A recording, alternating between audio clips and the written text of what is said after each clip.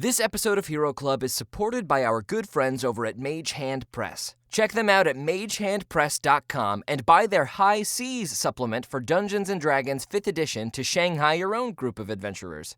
If you like Hero Club, remember to rate and review on your preferred platform and tell your friends. Welcome to Hero Club. I'm Nick Williams. And I am George Primavera. George and I have been playing D&D together for years. Now, a lot of people think you need to be a big, huge nerd boy to play Dungeons & Dragons. But in reality, you just have to be willing to spend 4 hours of your own time on a weekday trashed on cheap beer cross-legged around a coffee table. I lost a game of Flip Cup in 2012, so I had to buy all the books and learn how to be Dungeon Master. My dad was disappointed. Yeah, he was. But after a game or two, we realized that it's actually a really fun and effective way to tell an awesome story. Yeah, it's like long-form improv, but you kill more people. Here's what you need to know. George creates a world and the framework for a cool story. And the players, like Nick, create characters beforehand, all with special abilities, sometimes magical, sometimes not, and they adventure through the story as best they can, trying not to die. We, the players, roll dice to see if our improvised actions fail or succeed, trying to beat a number in George's head that he promises he doesn't change at will. But at the table, I am God, my game, my rules. Okay, so it's as nerdy as you thought. You know what? Just off, man. Whoa, right off, all right, okay? Nick, maybe don't tell everybody to F off. And it's not that nerdy. I mean, we get rid of all that stupid math, and we add music and sound effects and stuff like that, so, you know, it's cool.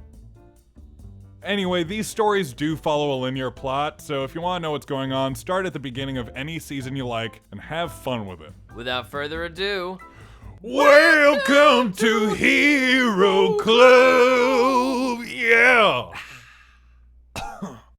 And so the old wives' tale headed further eastward still, in search of Muldoon's long-lost lover, Val. The only hope for ridding the darkness from the mother's magical artifact. It brought up a great deal of forgotten feelings for the captain. But in order to reach the one that got away, Drake needed to find two brothers on a strange isle crowned with twin mountains. Unbeknownst to the crew, they would be perhaps the most powerful beings the pirates would ever meet. Very much knownst to the crew, they'd certainly be the most difficult to wrangle. the crew of the Old Wives' Tale prepares to depart the magical island of the Mother, a nature spirit that has left the crew with a dire task: travel even further east to where the dreaded Blackwater has supposedly begun to encroach further, and find a priestess capable of purifying the Queen's phylactery diamond, currently hanging from chains in Vivian's cabin. The platypus that calls himself Me has brought you several barrels of spiky red fruit as well as a few crates of dried crickets, and pulls Bastion aside as the elephant oversees the loading of the stores. The fruit will be ordinary, too far from the Mother, will not make you see things that Mother wants you to see, but it is very yummy. The Old Wives' Tale is looking pristine. The Mother's vines have reinforced the hull with a strong red wood that is simultaneously lightweight and incredibly sturdy. After a quick goodbye, the galleon takes off, a strong wind at the ship's back. As the sun sets, the executive crew of the Old Wives' Tale stand on the upper deck, awaiting view of the island they've been told will appear over the horizon by morning. The night is inky black, clouds shielding the moon and stars from view. Drake begins to pace back and forth across the deck nervously. Drake, how did Val get herself mixed up in all this? Bastion is referring to the seahorse woman represented in the flowers on the altar of the Mother. Well, salt if I know. It was so long ago that I saw her. When things didn't work out, I truly didn't believe I'd ever see her again. But the image that we were shown, Drake, she looked so powerful. How did we miss this? I suppose we'll just have to deal with Val when we get to her. For now, we must focus on the two brothers. What did she say about them again? The W was silent. What do you suppose that means? What do I suppose it means? I suppose it was a load of scat and we should get back to plundering ships, like we're good at. I don't know, this is kind of exciting. It's different. Two brothers, an island, a lost love and unfulfilled expectations. Listen, I know turning it into furniture is off the table, but we can just chuck the big gem off the side of the boat, can't we? And what if it goes unfed? You all described a potentially catastrophic event should the diamond shatter, yes? Sure, but we don't know how catastrophic. True. It could only take out half the known world, and we could make sure we're on the other half. Vivian, the oceans are turning black. There will be nothing left to plunder. This is on us now. It is our curse. Oh, here we go. You know, sometimes I really hate you, you drunken boulder. Likewise, Vivian. Likewise. All right, everybody out of each other's muzzles. The truth of the matter is, Vivian, this is the mission that this ship is on. Now, you can either get off, or you can join us, but I don't want to hear any more about it. Do you understand? I won't ask again. Vivian mock salutes Drake as he storms off to his cabin. Ah, well, you know me, Cap. Oh, good old Vivian, as long as there's killing to be done. You know, Captain, one day he's going to disappoint you, and it's going to be us who pay for it. Churchill stalks off to his cabin. Well, that will be a sorry day indeed. But it hasn't happened yet. Oh, a good reason not to worry then. What are we, the HMS Sass now? Bastion, do you have some sass to drop on me? Bastion is midway through a bottle of wine. Would you like some sass, Captain? No, just a little support is all. Lilia runs in and hugs the captain. I support you. I can tell you're nervous, but it's going to be just fine. You're a captain now, and everything will be great. Thank you, Lilia. I think I understand what you're trying to say. Lilia, why don't you go up and keep an eye out for two brothers? If you see two brothers on the horizon, please give a big ol' shout. Right, 2 buzzards. Got it. Yes, that sounds about right for tonight. Yes. Lilia, with renewed vigor, scrambles up to the top of the mast. So when we do see Val, are you going to be able to keep your head about you? Time will tell, Bastion. Time will tell. Back down in Vivian's cabin, the furious mouse slams the door behind him and goes to his cabinet, laying on top of which is a large piece of charcoal. Vivian pulls out a piece of parchment, which has a list written on it, a record of questions he's asked the dead. At the top of the list is the first question that Vivian asked the dead man Flynn Warner, asking him if he had any regrets about him breaking out of Stonehill Prison. The answer? Not a one. Below that is the next question, asked the following night. How is the afterlife? The answer? Not so bad, really. The third question. Did you know that the friar is dead too? I killed him. The answer? Thank you. Below that, there's a long scribbled line and a different name than Flynn Warner written below. Gall Sharphand. The question? Gall Sharphand. It's Vivian Stoker. I want you to know that you're the only beast I killed that I didn't want to. Has Ishkar Whitescale crossed over? The answer, he will come for you. The next question, what do you mean he will come for me? The answer, another has risen and taken your place. He desires your power. Vivian's writing gets a bit more sloppy below. Who? How do you know this? In large, violently written letters is the name Voss Redeye. Only one more question below that on the parchment. How did he do that? The answer, he can do many things with his magic. It is more refined than yours. Vivian brings the charcoal to the parchment once again and writes, Is Whitescale dead or not? There's a beat, and the words begin to form on the page. Not dead. Vivian puts down the charcoal. I really wish I could ask more than one question a day. He raises his head up to the phylactery and takes in his skeletal reflection. Yeah, we're gonna have to do something about that. The night passes, the sun rises, and sure enough, 2 enormous twin mountain peaks poke out of some thick jungle foliage just a few miles east. Beyond the island, Lilia spots several logs sticking up out of the ocean water. From so far away, it's difficult to tell what exactly they are, but they're prominent against the bare seascape. Excitedly, Lilia grabs the tube that leads to the ship's mechanical PA system and says into it, Good morning, everyone. Land ho! It's right over there, with a stick or two behind it. I'll explain later. Well, I don't like the sound of that. The crew of the Old Wives' Tale all clambers to the deck, and as they pull within just a few hundred feet of the island, the logs become a little bit more discernible. Can everybody make a perception check, please? 24. 20. 18. 20. As Bastian, Drake, Lilia, and Vivian all move towards the edge of the ship, they're able to see little bits of cloth attached to the logs, washing in the water. A glance at each other confirms your suspicions. Everybody's thinking the same thing. Ships wrecked and resting on something below the surface. It looks like a bloody graveyard. Lockerbie! Aye, sir. Eyes peeled for a sandbar up ahead. Lockerbie motions to the penguins. Biff, Boff, Richardson, and Fanciful Bill dive over the side after a few quick words, are gone for several minutes, and then slowly clamber back up onto the boat with their report. Running to Bastian. All right, penguins, report.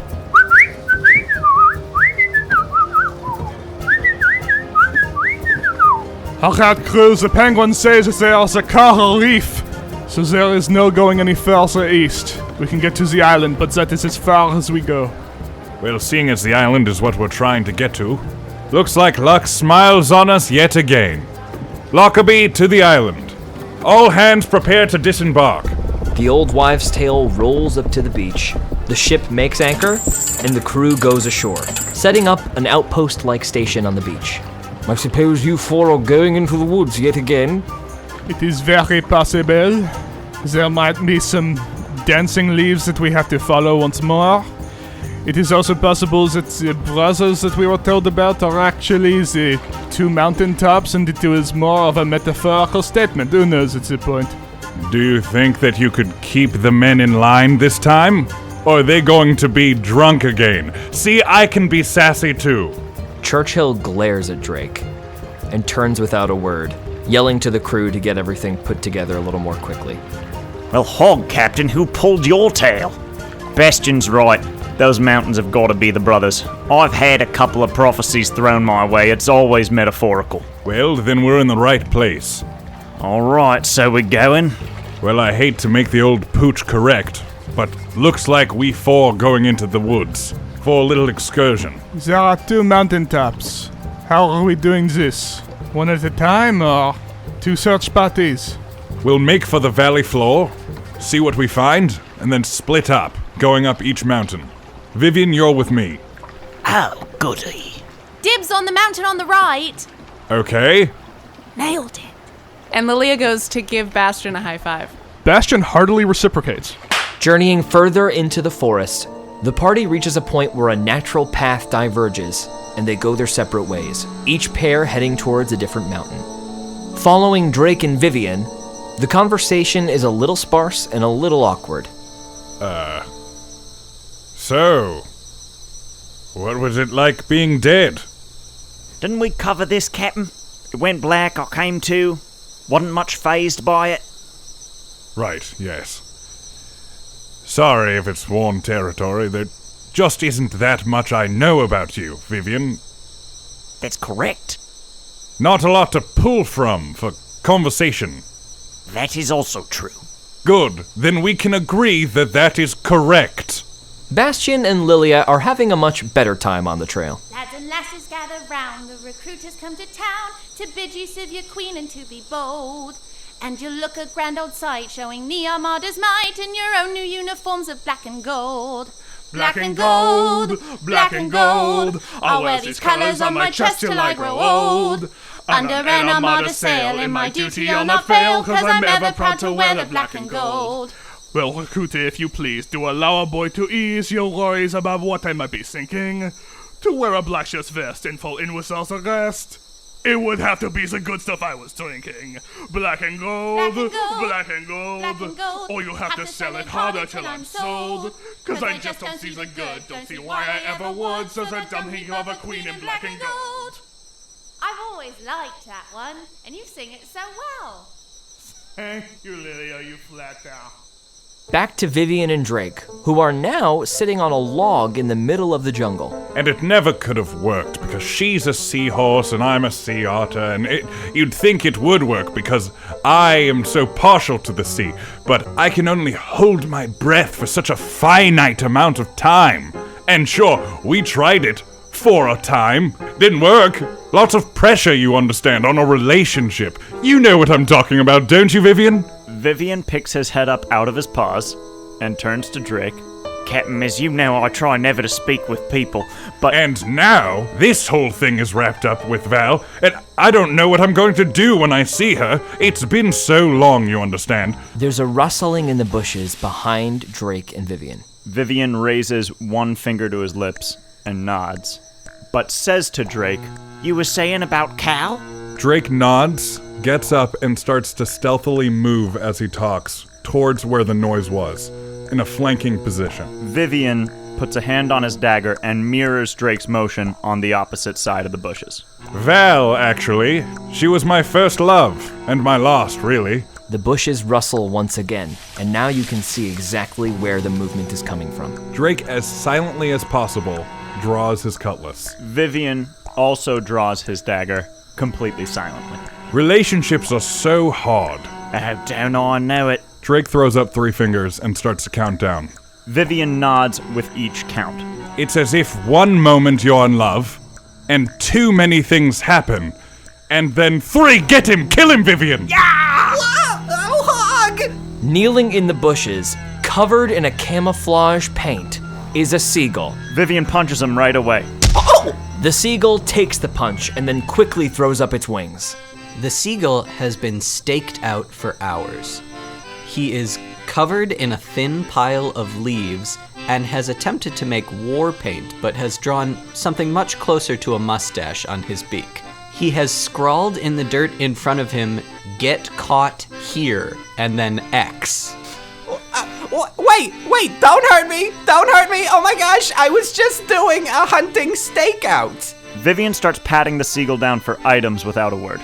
He very easily finds a stick, one end of which is sharpened, the other end of which is carved into a rough imitation of his own face. Vivian takes the stick and then looks up at the seagull.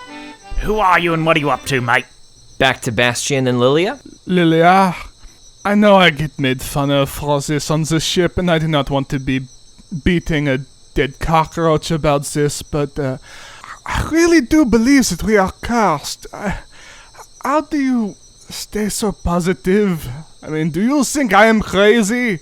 Lilia takes a good, long look at Bastian before answering. No. There was this one crazy monkey that lived downstairs from us, and he was crazy. Always muttering all the time, yelling at people constantly, not making any sense whatsoever. But you just have doubts, and that's fine, because they're all founded on things that are in your reality. Also, you didn't have the foam, like my neighbor did. Wow, thank you, Lilia.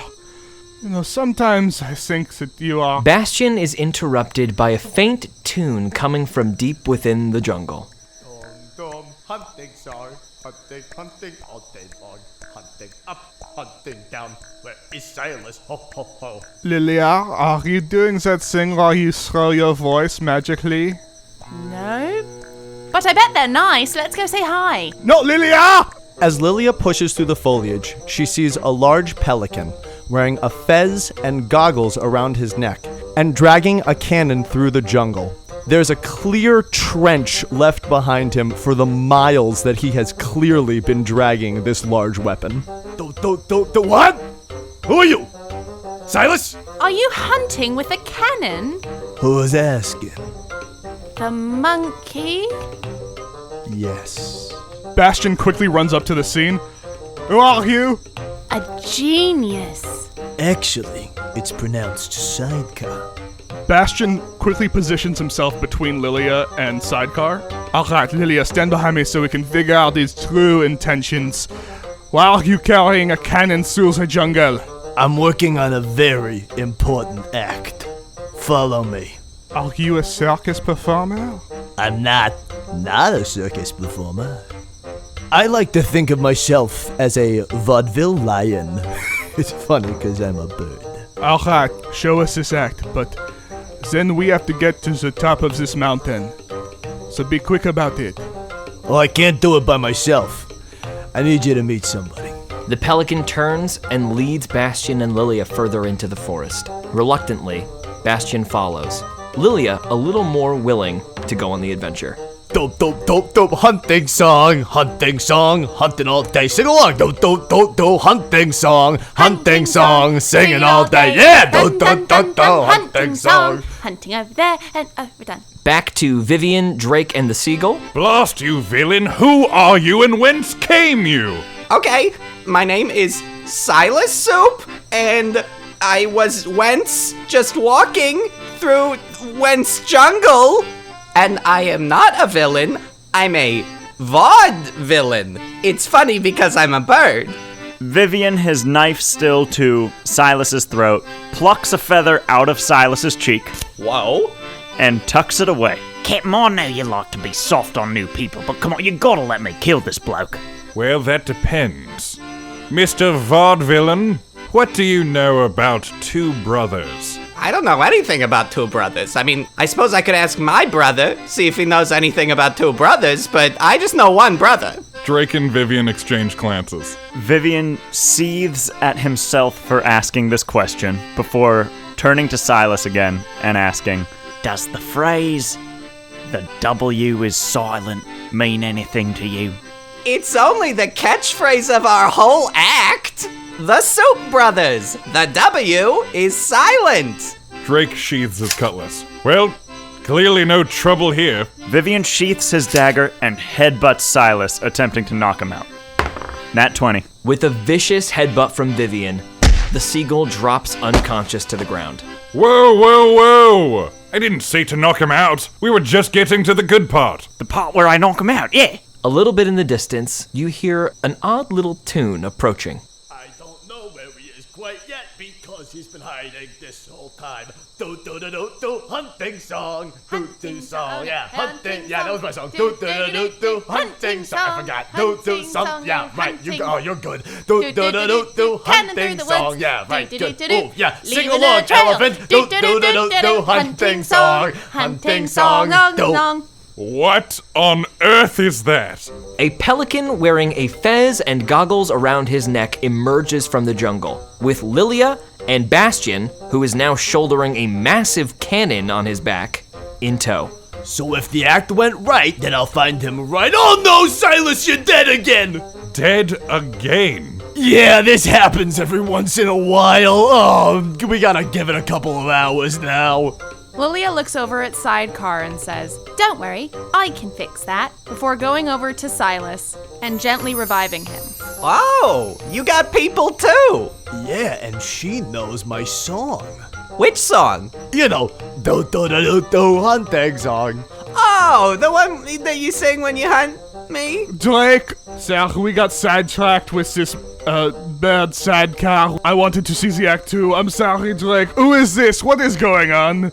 Gentlemen, I'd like to introduce you to the Brothers Soup. The W is silent. Drake, that is what's the... Yeah, welcome to the party, Bastion. We're well beyond that. Yeah, obviously it is the two brothers. Just our luck they've got to be nincompoops. Lilia slaps Vivian. Don't you dare. Lilia's eye patch is glowing. I'm sorry. Vivian is terrified. Well, I wasn't going to say it in such extreme terms, but it is nice to meet you, Brothers Soup. We have literally never had a positive reaction to this. Usually people strand us on islands. But can't you fly off the island? Oh, yeah, we tried. It's just they did give us a job on this island. And besides, this gave us plenty of time to work on the act. A job, you say? What is your job? We also mentioned the act, but if you don't want to focus on that, that's fine. We are keepers of a very special passageway. I call it the ouchie hole. You saw that corral on the way in? Are you attempting to say coral? He may have been. Go on. There's only one way through it, and my brother here and I know the way. Hint, hint. The ouchie hole. Here, come with me. We'll show you. Along the way, I would also like to hear about the act. Fantastic. Okay, so it starts off with me shooting sailors out of a cannon. I land, I crumple into a ball real quick. I then start dragging the cannon many kilometers across the island until I get... Silas and Sidecar Soup lead Drake, Bastian, Lilia, and Vivian deeper into the jungle, till eventually they reach a point where they are equidistant between both of the tall mountains. The terrain moves from jungle to lagoon. The ground gets wet, marshy, and swampy. Everybody's boots sink into the mud as they make their way deeper and deeper into the bog. Finally, the group of 6 reaches a small bank, just at the edge of a large, dark green, scummy pond. In the middle of said pond is a ramshackle cabin with a big wooden sign posted on the top of it. The Brothers Swoop is written there. SWOOP. Home sweet home. We probably should have spelled out soup for you. It's a visual joke. Directly next to the cabin is a large stone well. Another sign is posted just to the left of this well, and that reads, The Ouchie Hole, spelled OUWCHIE, WHOLE. And whole sweet ouchie hole. My, such a beautiful homestead you have here. Thank you for showing us. Yeah, we've been here a while. We had to put down roots.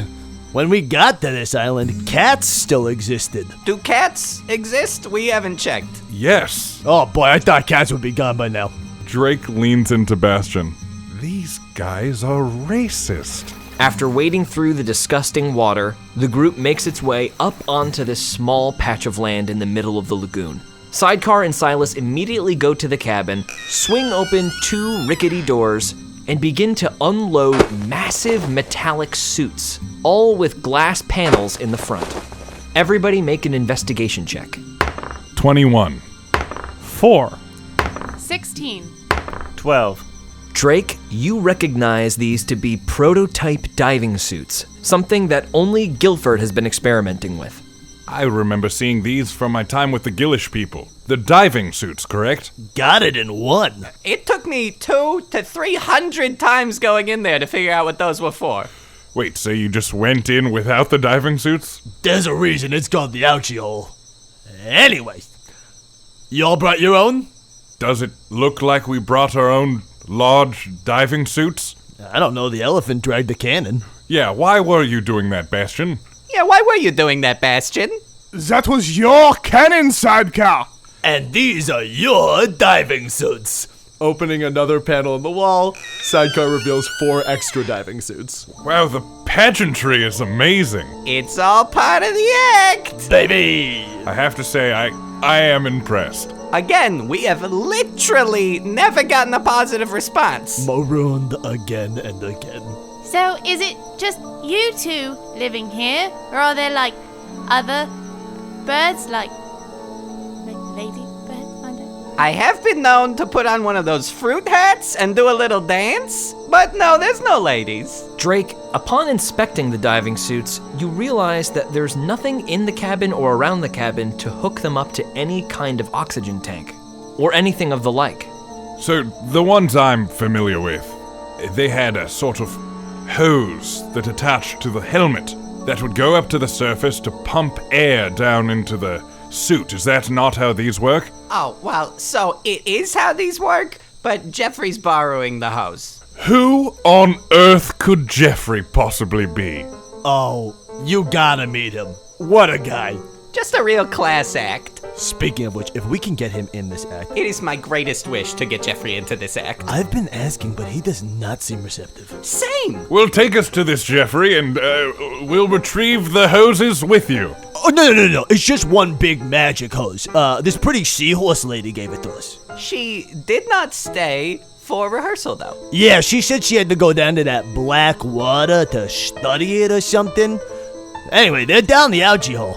That's funny. I knew a lady seahorse once, and she left an ouchie hole right here. And Drake points to his heart. Bastion quickly pulls Drake aside. Alright, today is getting pretty crazy. I do not think that you are up for this particular mission. Pish posh, Bastion, I'm fit as a fiddle and ready to go. Just please do not refer to the hole in your heart as an ouchie hole ever again in front of me. But that's what it is, Bastion. Hey, are we going to meet Jeffrey or what? Yes, of course, let's go meet Jeffrey for the magic hose. Silas and Sidecar gesture to a rowboat parked at the other side of this little patch of land. Everybody in! Oh, we're going to battle the Jeffrey, and we're going to do it today. Yeah, we're going to go battle the Jeffrey, and it's all gonna be okay. Sing along, pretty monkey. Oh, we're gonna go battle the Jeffrey. Yeah, we're gonna go see him today. Yeah, we're gonna go battle the Jeffrey, and everything will be okay. Hey, okay! Vivian turns to Bastion in a rare moment of candor. I've got a couple ideas about what Jeffrey could be. Yes, Vivian? None of them are people. Are we talking about what we think Jeffrey's going to be? My money's on a rake with a face on it. The rowboat reaches the edge of the pond and travels down a winding inlet with low-hanging trees and large insects crawling in and out of their burrows on the shore. The little boat runs ashore finally, and after disembarking and walking up the bank a ways, amidst very mushy and soft ground, you see in front of you a gigantic entrance to a cave. So anyway, this is our neighbor Jeffrey's. This is where Jeffrey lives, inside of this big cave? It's bigger than our shack, but I think we're in a better location. The school districts, you know. Shall we? After you? No, after you. No, I insist. After you into the scary cave. Okay. And with that, the brothers Soup walk boldly into the cave. The rest of the group follows. It gets very, very dark very quickly. The ground begins to slope downward. This cave doesn't appear to be natural. The walls are smooth, but there doesn't appear to be any singular direction that the burrow is heading. The path is erratic and incredibly unpredictable. The darkness makes it very, very difficult to see. Only Vivian and Lilia are able to see through the absolute blackness. Bastion and Drake are having a little bit harder of a time. Drake pulls 2 torches out of his belt and lights them, handing one to Silas. Ooh, what luxury! Just a heads up though, Jeffrey's not gonna like these. If you want, you can borrow these goggles. They're not seeing the dark goggles, but I like to pretend they are. It makes me feel brave. No, that's alright, you can hold on to those. Then I shall. Silas and Sidecar stop abruptly. The group has reached a fork in the tunnel, a path leading left and a path leading right. Swoopsie daisy, dead end! And by dead end, we mean 2 totally viable paths. Which way? Which way indeed? Which way? Wait, are you asking me? Do you know? No. No. My hog.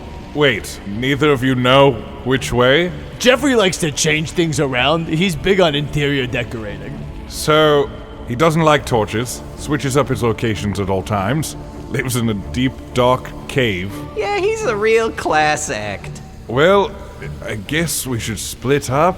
Sidecar and I can go this way, and Lilia begins to pull Sidecar to the tunnel on the right. Oh, wee! Bastion, why don't you chaperone them? Alright.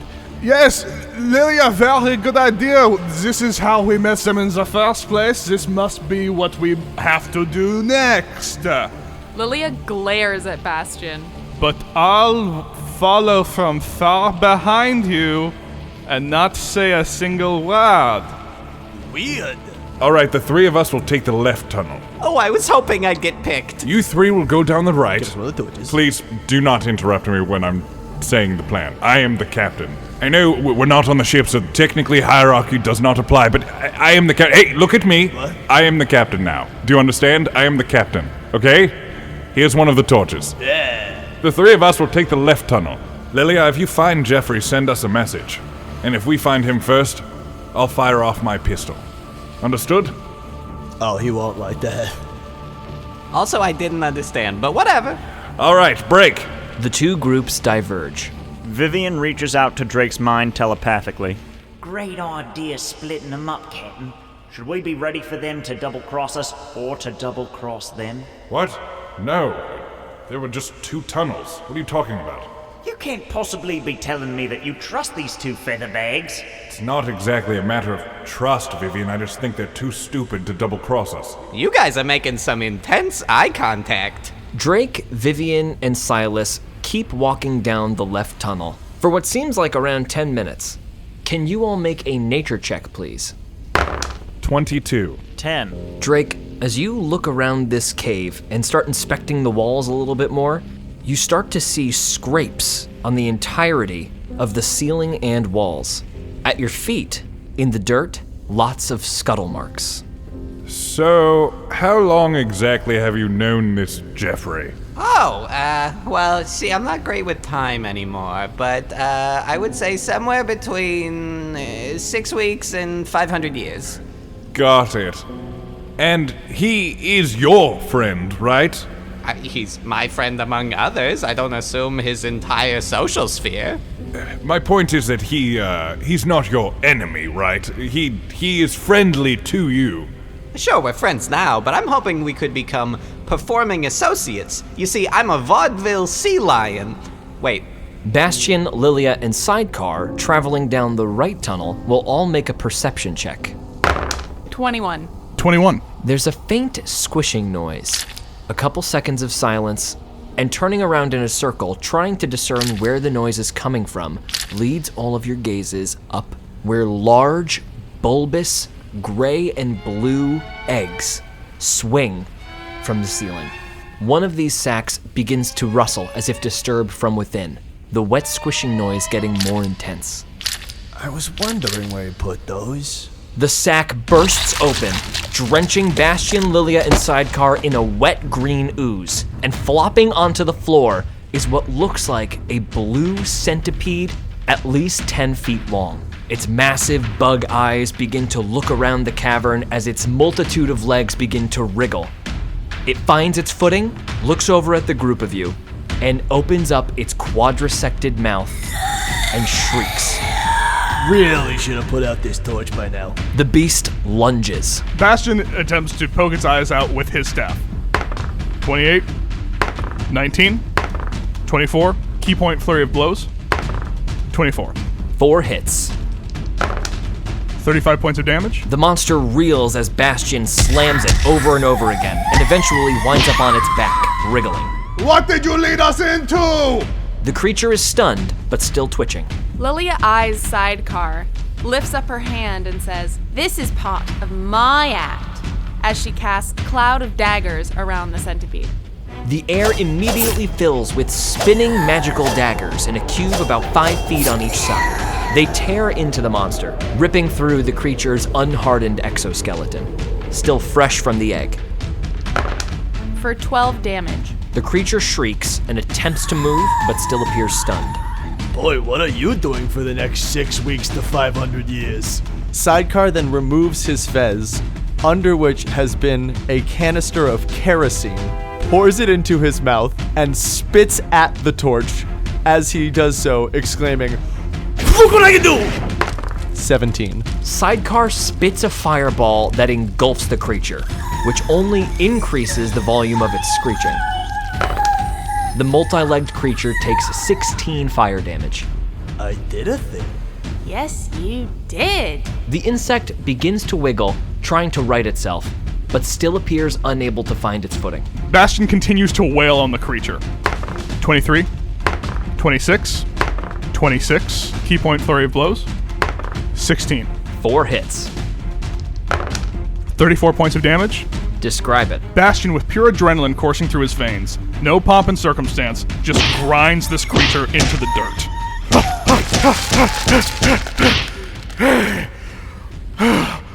Oh no. What was that for? I'm hoping that wasn't Jeffrey. Me too.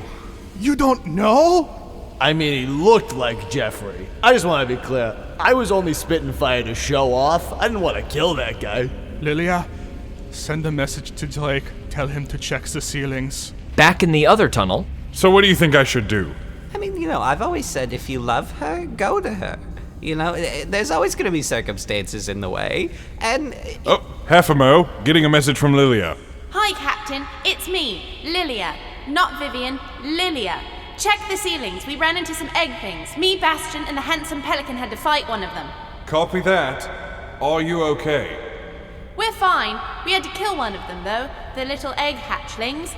It's a centipede. A really big one. And there are hundreds of eggs. But we dealt with the one just fine, so I'm sure that's the end of that. Well, good luck. They ran into a bunch of centipede eggs. Does that sound familiar to you? That sounds very familiar to me. Thought it would. Is Jeffrey a giant centipede? Mum's the word. Just kidding, yeah, he's a humongous centipede. Well, Captain, they may be too stupid to double-cross us, but they're definitely stupid enough to lead us into a load of scat. 50 feet down the tunnel, the underground labyrinth opens up into a massive chamber, at the center of which is a gigantic black hole. Just on the other side of this massive chasm, you see Sidecar, Lilia, and Bastion enter from the other cave entrance. Hey, Silas! The monkey thinks I'm handsome. That's up for debate. No, she said it. Then I guess it's not. Debate done. The chasm is about 40 feet wide, but there's a narrow ledge around the entirety of the hole. Drake begins to shimmy his way across the ledge towards the other group. The groups meet again. Silas, I missed you so much. Sidecar, that was mutual. You have to tell us why you led us to a giant centipede pit. Right, so, the magic hose we were talking about earlier? Yeah? Jeffrey has it. And that Jeffrey we were talking about earlier? Jeffrey's a giant demonic centipede. We didn't like saying giant demonic centipede, so we shortened it. To Jeffrey? Yeah, like how William shortens to Bill. From deep within the pit, a loud, guttural growl is heard. There he is. That's our Jeffrey. Jeff, come meet our new friends. And he does. Scuttling out of the blackness, silent as can be, a 50-foot-long centipede begins to crawl up the edge of the cavern. A hard blue exterior is accented by orange spines. Each spine appears to move completely independently. And as the giant centipede finally crests the surface, on the other side of the massive chasm, brills on its neck begin to open up in a large batwing-like mane, and it shrieks, a bellowing shriek that shakes the walls and ceiling of the cavern. Drake doffs his cap in a big, sweeping fashion and bows, shouting to the other side of the pit, "Salutations, Jeffrey! We are the crew of the Old Wives' Tale, and I am Captain Drake Muldoon." Jeffrey's mouth opens up to become a gigantic quadrisected maw, dripping thick ribbons of green saliva into the darkness below. I hear you have a hose that could help us on our quest into the Ouchie Hole. Would you be so kind as to produce said magical hose? Captain, this is harebrained. Shut up, Vivian. I think it's working. If you would be so kind as to give us our hose, we would get out of your mandibles and back onto the surface. Jeffrey's mouth closes back up, and he climbs downward, disappearing into the hole. Well, he must be getting the hose. Couple moments of silence, some rustling at the bottom of the pit. So when you say handsome, how handsome are we talking here? I'd say somewhere in between a beautiful sunset and the first bloom of spring. Lilia's sweet sentiment is interrupted as Jeffrey once again emerges from the hole, this time carrying a long yellow hose in its jaws. See, what did I tell you? It's just a bit of diplomacy. It sometimes comes in handy. As it reaches the top of the pit, it tosses the hose up into the air and swallows it quickly, snatching it from over the pit. Okay, yes, that one is on me. I guess we kill it. Drake pulls his flintlock and fires. 19. The bullet cracks some of the exoskeleton as it impacts in the monster's side. Its eyes go to the wound. 8 damage. And the creature lets a short, sharp bark down into the hole. Oh, you don't shoot Jeffrey. I learned that the first time I met Jeffrey when I shot him. There's a rumble from the bottom of the pit, and a chorus of squishing, squelching noises. Ugh, now he's gonna bring all of his other friends, and they are not nice. Jeffrey, just before everyone starts trying to kill you, we were wondering if you would be interested in a vaudeville act. Small role, big opportunity. Jeffrey lunges, and the group springs into action. Lilia raises both of her hands, eye patch aglow, as she stares at Jeffrey and casts Fairy Fire. Jeffrey is immediately bathed in a luminescent outline, making him much easier to see in the dark cavern. With Jeffrey alight, Lilia looks at Sidecar. He's much easier to see now. I'd like to see that fire trick again. Sidecar feels a warmth of inspiration come over him from Lilia's compliment. Inspiration-y. I'll do you proud, monkey. Taking to the air, Sidecar removes his fez, pulls the kerosene from beneath his hat, and holding his torch aloft, breathes fire down, potentially trying to hit him, but potentially just trying to scare him off. 22. A surprisingly large jet of fire emits from Sidecar's beak. The fire engulfs Jeffrey, but the beast carries through the massive ball of fire, seeming completely unfazed. Well, there goes my only thing. Jeffrey lands on your side of the cliff, its head poking up over the lip of the ledge. Its gigantic maw opens, and it lunges at Sidecar. Sidecar, flapping his wings over the gigantic pit, is able to swerve out of the way as Jeffrey passes him at lightning speed. Wow! Jeffrey proceeds to climb up the wall above all of you and reset itself. As Jeffrey comes to rest, the orange spines begin to glow, and the blue exoskeleton turns a deep orange. Its frills expand, and the creature shrieks. Drake fires off his flintlock pistol at Jeffrey, and then takes the dodge action. 24. Hit. 4 damage. Vivian puts his palms up and slowly raises his hands, his eyes glowing bright green along with his palms, and casts Hunger of Hadar on the pit. Around the edge of the pit, cracks form out of which grasping tentacles protrude and wriggle around, making the area difficult terrain. Bastion leaps straight into the air and twirls around with his staff, attempting to hit the giant centipede twice. 26. That is a hit. Roll your damage. 8 points of damage. Bastion, with a brutal strike from your staff, you see a spider web crack form in Jeffrey's exoskeleton. However, as soon as you get within 5 feet of the massive creature, you make a very quick deduction. Jeffrey is hot. The temperature around the centipede exceeds any temperature you have personally felt in your life. And as the staff strikes the monster, you take 10 points of fire damage as the temperature sears your skin. Having stunned a smaller version of this same creature, Bastion knows exactly where to stun it, and has picked a spot to do just that. Jeffrey remains stuck to the wall, but he has gone very, very still. Bastion returns to the ground. Hey, Mouse! You still got my stabbing stick? You mean this? Vivian holds up Silas's stabbing stick. I don't know, is that the stick you took from me? Yeah, it's the stick I took from you. I have it. Then yeah, that's what I meant. Can I have it? Vivian tosses Silas his stabbing stick. Looks like somebody's getting stick stabbed! Silas takes to the air, flies towards Jeffrey, and attempts to stab him in the eye. 23. The stick just barely pokes Jeffrey, doing 3 damage. But Silas's feathers begin to sear and wilt at the end as he takes 10 fire damage.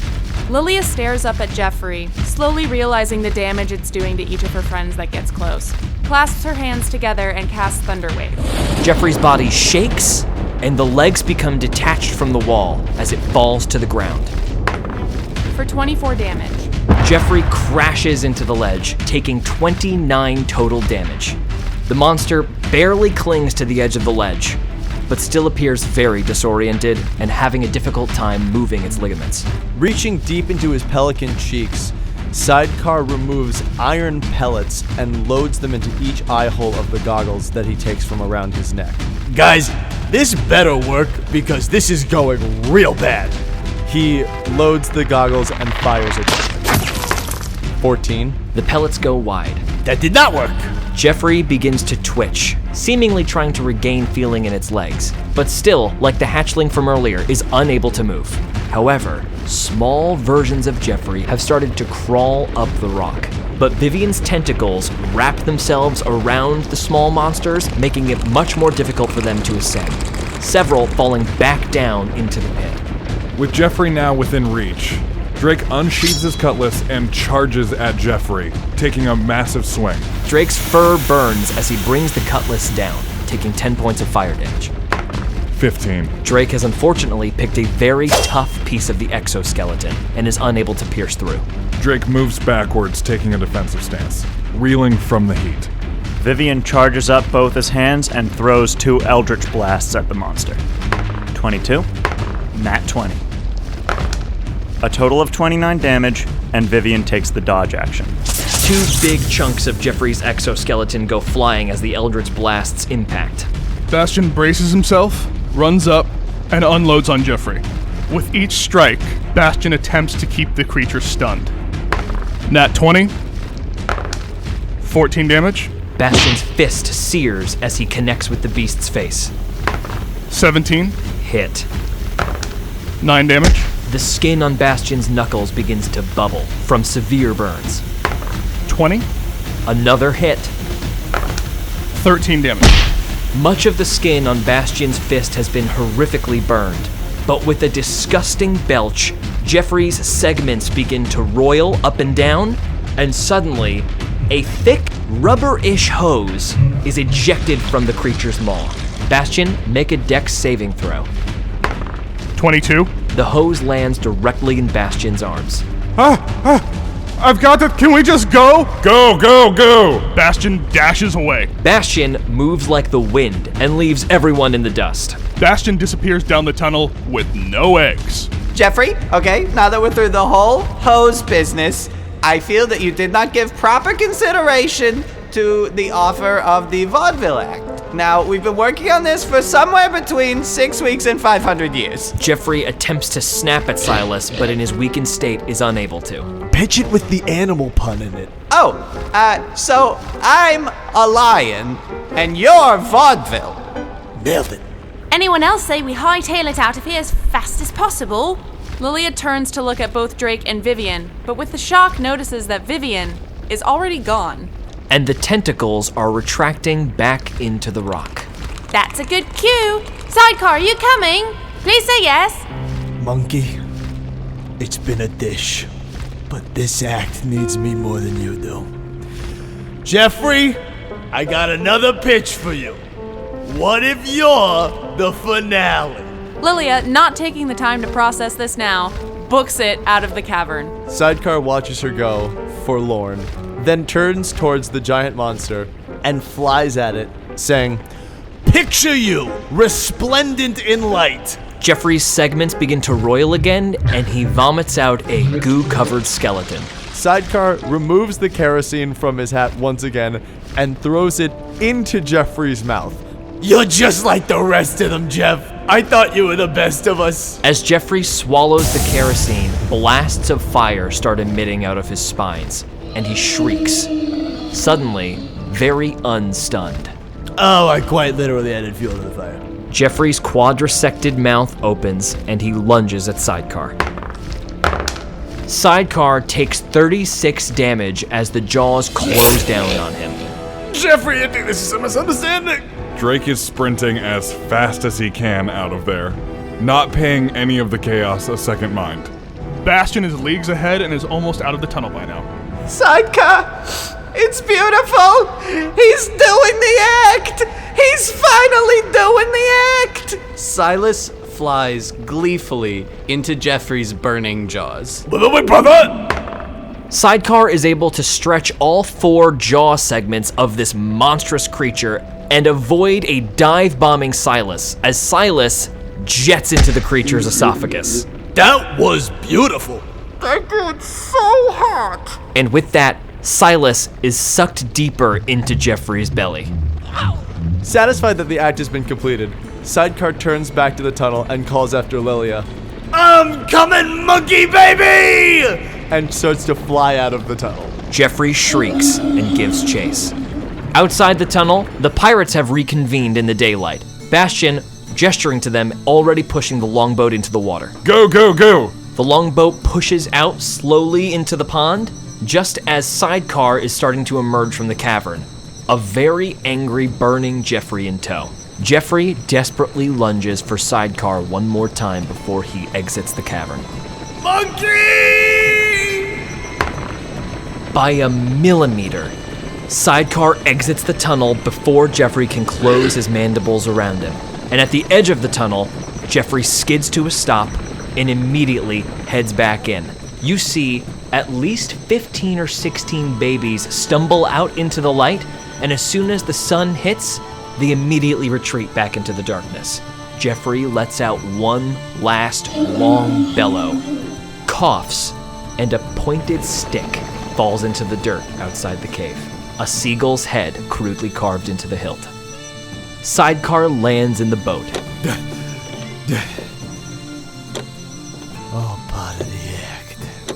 The longboat rows back to the small island in the middle of the pond. Sidecar does not appear to be in low spirits, though, as he joyfully takes the hose out of the boat, hooks it up to a large metallic contraption inside the cabin, and begins to make an incision in the hose with a long knife.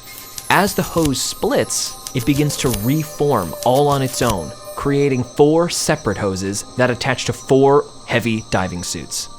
Oh, guys, the number of times we have tried that act, and it has gone so wrong, I cannot even tell you. This was a win in everybody's books. Also, this hose magically reattaches itself if you cut into it, just FYI. So this was the successful act. Oh, this was a solid dress rehearsal. The other one's dead, isn't he? My brother? Oh, 100%. Drake gets into a diving suit and fits the helmet. Well, I can't say it wasn't a strange experience, Mr. Soup, but you did wind up being very helpful, I guess. Yeah, did you see that one time I spit fire at a baby? You didn't, you were in a different cave. I spit fire at a baby. Bastion has also gotten into a diving suit. All right, Sidecar, it was nice to meet you. Elephant. Vivian scrambles into his own diving suit, staring wide-eyed at Lilia, and bids farewell to Sidecar. Thank you so much for helping. You were very helpful and also very handsome. And he slams the helmet over his head. Mouse, I think I'll miss you most of all. So, once we get down into the ouchie hole, what happens? The ouchie hole was always Silas's word for it. I like to call it the tunnel full of razor coral that leads to the edge of the Blackwater. And when we get through this tunnel full of razor coral that leads to the edge of the Blackwater... You can call it the ouchie hole. When we get through this ouchie hole, the seahorse will be on the other side? Are you asking if love always finds a way? No, I'm asking if the seahorse will be on the other side. Sidecar has stopped listening as he's turned to Lilia. Because I firmly believe that love will always find a way. Lilia, hesitant to put on her suit, bashfully shuffles her feet in the sand. Will you be here when we get back? Oh, yes, absolutely. We can't leave. Lilia, visibly brightened, throws her arms around Sidecar in a hug. I'll see you when we're back, then. Bye, nameless monkey. It's Lilia. That's my mother's name. Lilia puts on her suit and begins to descend into the hole. Sidecar watches her go, and then under his breath mutters, Which is a huge deal breaker for me. Dating someone named after your mom? That's weird. Could you do that? I wouldn't be able to do that. The 4 pirates, having donned the heavy diving suits, begin to descend into the well. As soon as they do, they see thick ribbons of razor coral throughout a very narrow tunnel. As they move through it, the hose begins to tear as it rubs up against the sides, but it magically heals back over. The group begins to trudge down the ouchie hole. Back on the surface, Sidecar, battling with this name conundrum, is interrupted by Silas, naked as the day he was born, with most of his feathers burned off. Okay, I had a few notes that I wanted to give on the second act, but I thought that finale, really things were clicking. I worship at the altar of your wisdom and respect any notes you have to give. Yeah, I was really feeling it tonight. You know, when I flew into his mouth, and then I got burned, and then I got digested, and then I got birthed into a new worm, and then I got sort of born as a baby bird crawling out of that worm as if he were an egg of my own. Right, the Phoenix effect. I just felt like something clicked for me. I feel bad that I left you behind this time. I know I'm supposed to die after you, but that monkey was so tantalizing. Was there something going on with you two? Her name is Lilia. Mom's name? You two, birds! Jeffrey? We see a thick, green, scaly leg slam down into the sand, but we don't see who the leg is attached to. We just hear a voice that must be coming from somebody enormous. You're really big. I am looking for Vivian Stoker. Never met her. A wicked-looking curved sword rests down into the sand. You cannot lie for him. Ishkar wants him found. So thus Red-Eye will find him. What is attached to that hose?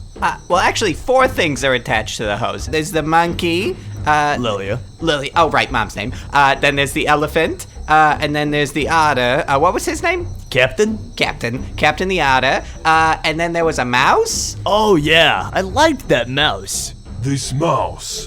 Describe him. Oh, jeez. I didn't get a good look at him. Yeah, I'm not great at estimating, but I would say he was somewhere between like 2 inches and like 500 feet tall. I grow bored of this. My quarry is Vivian Stoker. All extras must be dispatched. Matinee? Don't mind if I do. The curved sword lifts out of the sand, and all we hear is a bellowing laugh over the trees.